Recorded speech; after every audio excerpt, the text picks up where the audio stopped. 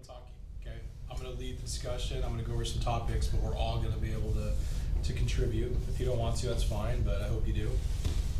The reason why we do this is to kind of give you an idea of the company, the culture, go over, things going on in the industry, things going on in the company, answer questions, stop the rumor mill, things like that. So with that being said, how I like to open it up is I like to introduce myself, talk a little bit about myself, then go around the room and everybody can say something, okay? I know we already did this earlier in the week, but it'll be a little more in depth today. So my name is Jason Card. I'm the VP of Driver Relations. I've been with the company going on 19 years officially. I've been here a lot longer than that doing summer jobs, which was always fun. My very first job here was picking up cigarette butts off the ground. So if I ever see anybody flick a cigarette, on the ground, I take it personally. We kept you employed. That's true. I guess that's a good point. But if I see it now, I take it personally. So please throw those away. Keep the place clean. So I've been I started in a lot of different departments. I worked in the yard, I worked in the shop, I worked in the permit department, oversized, overweight permit department, did that for 8 years, and then I became the manager of that for a minute. Then I moved to recruiting, I worked in driver services, and now my primary location is in the career center. So does a little bit of everything. If you guys have questions and you can't get answers, I could probably help you. If not, I can point you in the right direction for sure. But yeah, that's kind of my story. I know it's probably a little more than that, but that's all I'm going to tell you today. So let's pass it on. You want to start? Just tell me your name, what division you're going to be doing, and maybe a little bit about yourself. Sure. My name is Joe Panel. I'm a new grad from 160 Academy. Been with the company 4 days. I'll be here with Blackwell with the Reefer division, Reefer West, and I've been in Oregon for about 10 years, and I'm looking forward to being in the industry and working for Blackwell. Right on. Yeah. Well, thank you. Thank you. Paul? Paul Williams. I'm a heavy haul retread.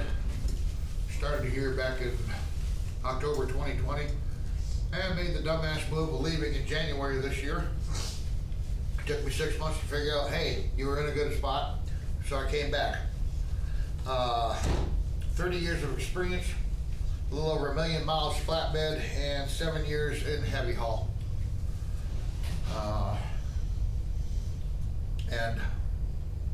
Well, I came back, so that should tell you something right there.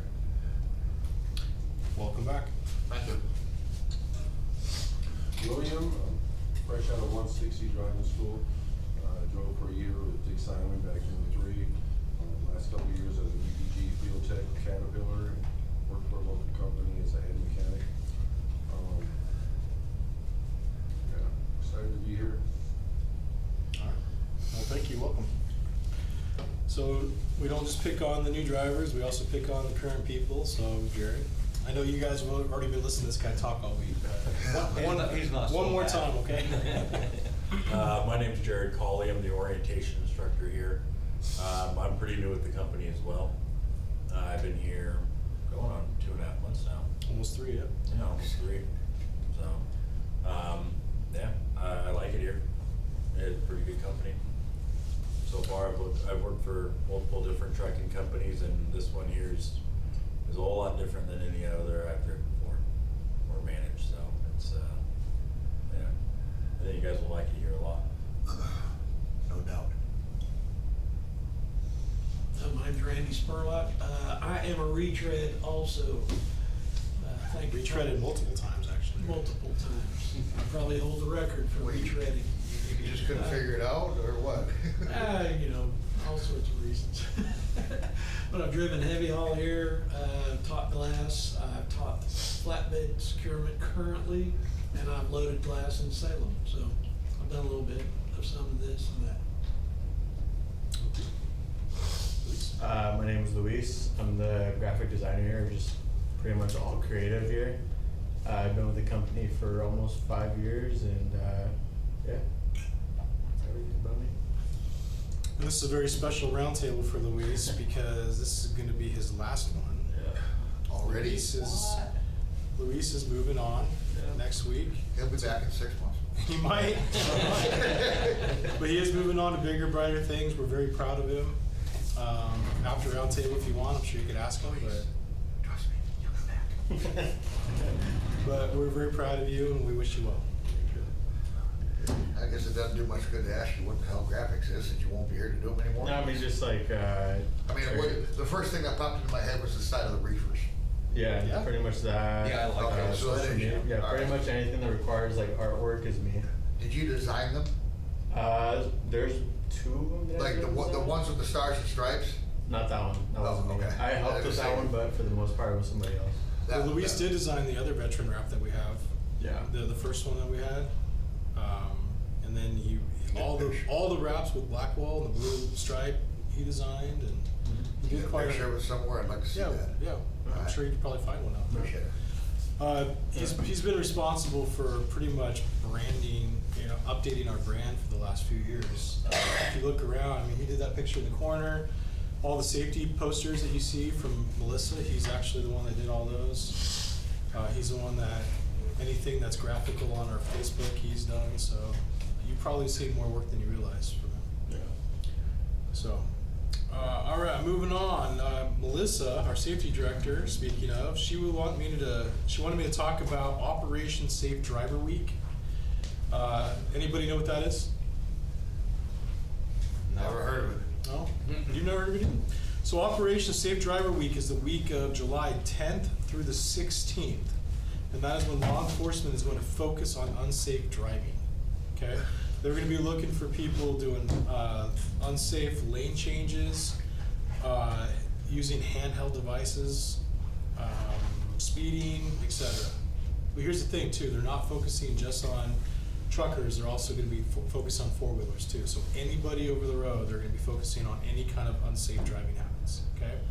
So while you should always be mindful of safe driving when you're out there on the road, just be aware that during the 10th and the 16th, they're gonna be watching for it more closely, okay? So that's just a little reminder. Melissa also wanted me to bring up Infinity. Now, I know we talked about that in orientation now, so you guys are familiar with Infinity, right? Yes. Our LMS program where you guys download the app on your phone and you do monthly safety courses, right? You watch a video, take a test, gotta get 100%. Have you guys taken that test yet? No, I haven't. Okay.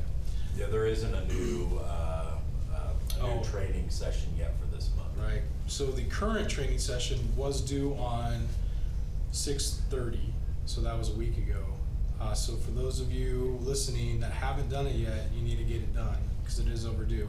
You should have received an email about it. But Infinity is really important for us. It's something we just started last month, okay? But it is really important for us because it helps us with a number of things. It lowers our CSA score, which is something that we all need to be focusing on. Now in Blackwell, CSA score is still important.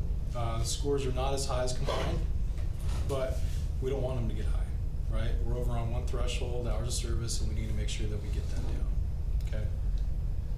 Now I know some of you are familiar with CSA scores. I don't know about the two newbies. Are you guys familiar a little bit, CSA scores? I guess CSA best score would be 0. Exactly. Anytime, there's different categories of CSA, okay? There's unsafe driving, there's maintenance, there's hours of service, there's driver fitness, which is not what it sounds like. And there is one more, am I missing, crash indicator? So there are different categories of CSA. So anytime you're in an accident or if you're pulled over, get an inspection done, and something is not right, not correct, you could receive CSA points, okay? So for an example, if you get pulled in and get inspected and you have, give me an example, Randy. Debris on the dash. Loose Bad one. tread on your tires, okay? Low Okay. tread on your tire, or you have like a wear mark on your tire, right? You could get CSA points for that, okay? Off the top of my head, I don't know, I can't remember exactly how many points you get for that. But when you first get these points, they do a multiplier. So right off the bat, let's say it's 2 points, it's really gonna be worth 6 points your first year. And then every year after that, the tire does drop, so the points will eventually come off. But if you continue to get those points, your CSA score will rise, and that does affect your license, okay? And the problem, not the problem, but the other factor of that is you guys aren't the only ones that get the points, the carrier also gets the points. So as you guys are racking up points, we're getting those same points, and the more points we get puts us into these categories, thresholds that could put us into a situation where you guys get pulled into more scales automatically. We can get audited. It just puts us in a bad position, and maybe even customers could see those, and it could determine if we get contracts or not. Okay, so that's why it's so important that we keep those scores down. That's why we're doing the LMS. Other reasons why too, yeah. I'm sorry, anything in particular that has affected the CSA from when I left to when I come back, last 6 months? Well, so one good thing has happened. Our driver fitness, we were above the threshold, we are now below the threshold. So driver fitness is coming down. And in fact, if I remember correctly, all of them are starting to come down, but we are still over on 2 thresholds with combined, and that's hours of service and maintenance. So the things that we need to work on is making sure that we're doing our pre-trips and post-trips, finding things wrong, getting them taken care of, right? Before somebody else does. You guys gotta make sure they're taken care of. Your hours of service, you gotta make sure that you're logging correctly, things like that. The other reason why we have a couple more reasons why we're using Affinity. Number 2, we want to reduce accidents and claims. We do that because these things are lessons, right? They send them out to you, you watch the video, you answer the questions, and hopefully it helps us reduce our accidents and claims. This also protects our drivers in litigation. So if you are in an accident where it involves an injury or fatality, having this management system that allows you guys to learn from these makes you better drivers, more prepared. Having this system in place lets people know that we take safety extremely seriously, and it helps us fight those battles. It's also a requirement now by our insurance. And the reason why it's a requirement now is because, insurance costs raise all the time, right? And this year is no different. They were gonna raise our premiums, but by agreeing to do this, they helped keep it down a little bit. So that's another big reason why we're doing that too, okay? So any questions about Infinity and why we're doing it? Just one class a month?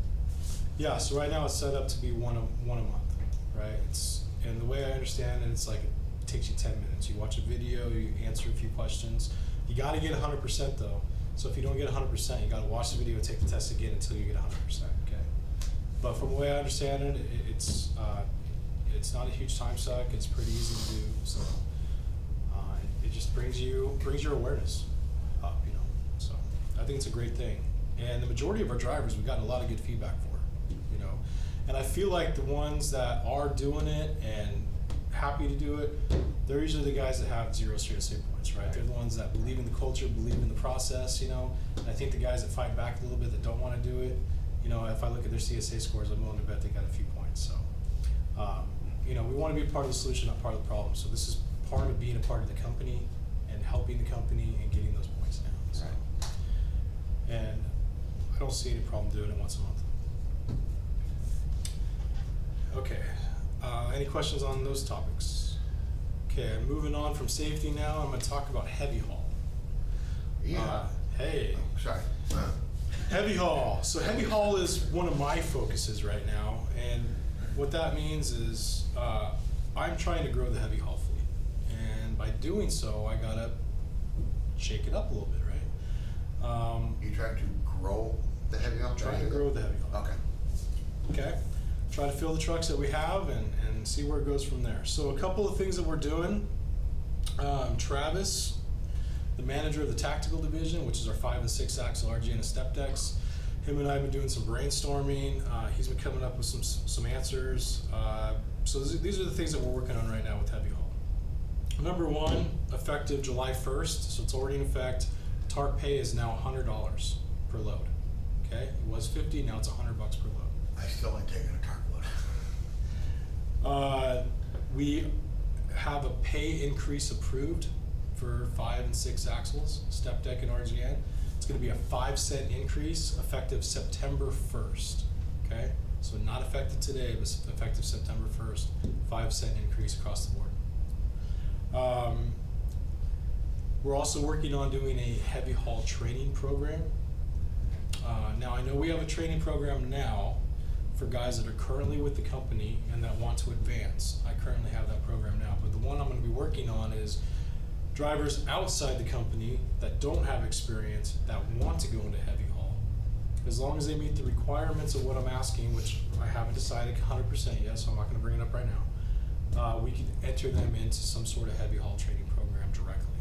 So I think that'll be a really big thing for us.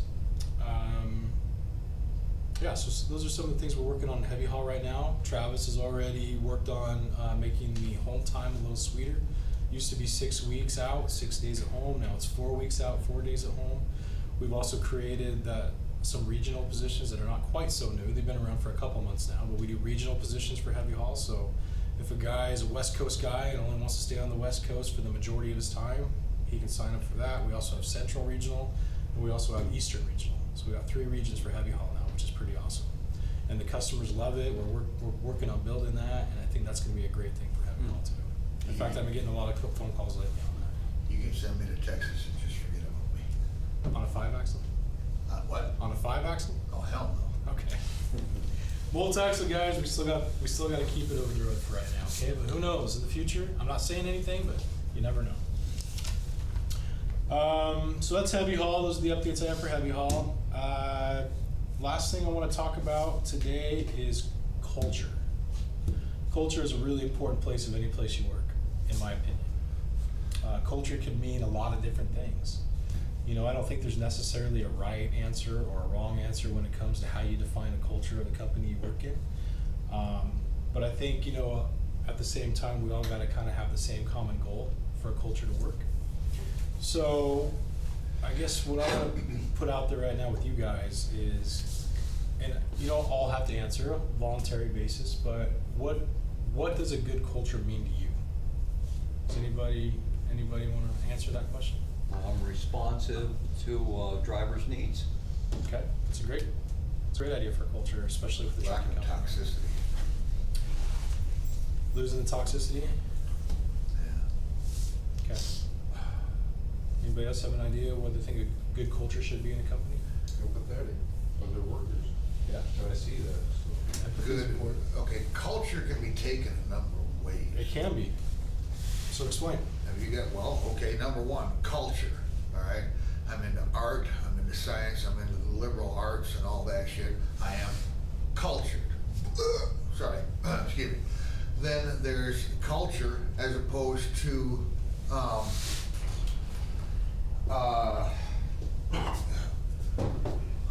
what's the opposite of, your manners at the table? Etiquette. I mean, Your etiquette, yeah. Etiquette, okay, yeah. It could be another word for etiquette. So it all depends on what you're asking, if you're asking for all the definitions or if you got one specific one in mind. I would go, first of all, it almost sounds like you are asking about how we comport ourselves, how professional we are, and how neat in appearance, and manners, politeness, and I'm running out of adjectives How we here. handle ourselves out in the public. Well, you know, companies are made up of a lot of policies, a lot of procedures, right? Those are things that are written on paper that we have to follow, right? To me, culture is more of an unspoken, right? You can't write a policy on how you do culture, right? Culture is more the why are we doing it, okay? And this is my opinion. Sure. I'm not saying I'm right or wrong. It's just that's how I feel. The culture is why we do what we do, okay? And I think the reason why we do what we do here is because we're in a common place, right? We got to take care of each other because we want to be prosperous. We all want to be on the same page. We all want to be part of the same team, right? We all want to make money. We all want to make money, right? Yeah. And I feel like it'd be harder if we didn't have a good culture here. Right, Right? right. If I didn't care if you made money or not, then you probably wouldn't be very successful, right? Correct. I think we all need to care about what we do to, how we all interact with each other. Right, right. Whether it's the shop guys who take care of your equipment, whether it's the accounting people that can take care of our pay, driver services people that take care of if you're broken down on the road, the dispatchers giving you loads, our truck drivers that make sure the freight gets moved. Even So- our customers, right, that supplies the freight. We're all intertwined, and I think having a healthy culture where we all take care of each other, we all think about each other's needs rather than just our own needs. And if we could put that all together and work together as a team, I think everybody here could be successful, right?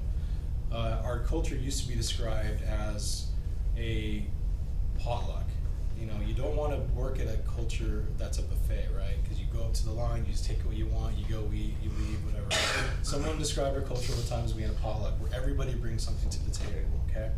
Well, I think at the time that made a lot of sense, but now I was talking to my cousin about this last night actually, and he had a much better reference. You know, it's not so much a potluck either. It's more like a Sunday night dinner at mom's house, right? She cooked and laid out this huge dinner, and it tells all the family, you gotta sit down and eat what I cooked, and if you like it, great. If you don't like it, leave, right? Now it's a little harsh when I put it that way, but the point is we already have the culture laying right here. The culture is laid out. If you want to be a part of that culture, I think that's great, and I think you can be successful if you want to be a part of that culture. And maybe you do bring something to the table as well, but our culture is our culture. Yeah. And you know, I just think it's important. So, anybody have anything they want to add to that? Well, I was just going back to sitting in Mike's office on day 2, expectations, and what he expects, what we can expect from Blackwell and Combine, and what they expect from us. Yep. Yeah.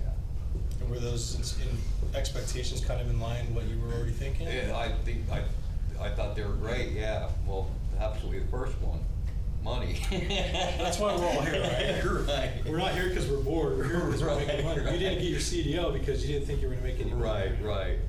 So. And, you know, and it's a 1-2 punch with the equipment, brand new equipment.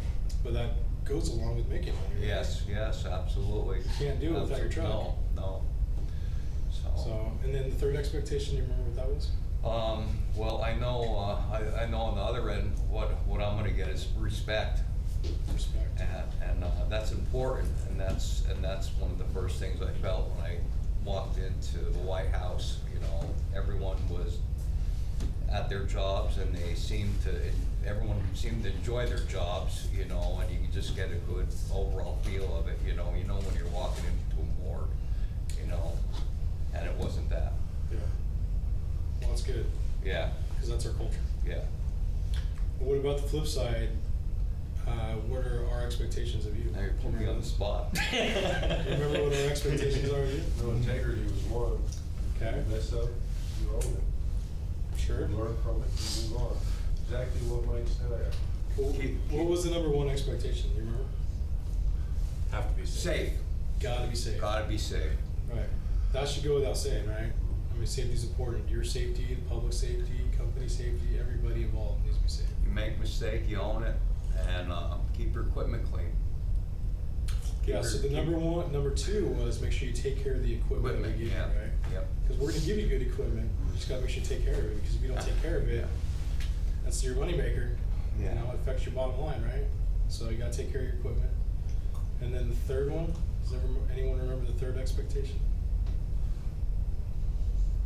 It's the one everybody forgets, but it's just as important as the rest. You gotta take care of the customers. Customers, yes, if you can't not take care of your customer, we are not gonna be able to make you money. Right. Yeah, Now, my job is to take care of you guys, okay, but your job is to take care of our customers. Right. Because without them, yeah, we don't. I was we don't trying to get tell my anything. friend over the phone with this, and it was just out of class that day, and I couldn't remember, you know, and. We should have a big Right, poster of it, right. so you remember it, 'cause Well, it's easier to remember things. You every see. minute matters, I remember that sign. We're working on it. Yeah, do we have that in here too? No, I think no, I have but it it's in- right above Mike's door. I have it in my office as well. A little sticker for the dash. Yeah, that's a good idea. So yeah, those are our expectations. Those are your expectations. You guys brought up mistakes, which I think is also really important piece of Yeah. our culture too, because I mean that is how we learn, right? Especially guys that have never driven before. I mean, you guys are gonna make mistakes. I mean, I'm already planning on that now. So, but what's important is how you handle those mistakes. I try not to make big mistakes. Fail faster? Fail faster, right. So, yeah, I make mistakes all the time, so that's why I'm experienced. So, all right, guys. Well, I appreciate it. Appreciate your input. Thank you. This was a fun roundtable for me. I hope you guys enjoyed it. Yeah. Any questions I can answer before we call it a night? No? No. Any plans for the weekend? Rafting, actually, going down the road. Yeah? Nice. Okay, well, thanks a lot for coming out. We'll see you Monday. Right on.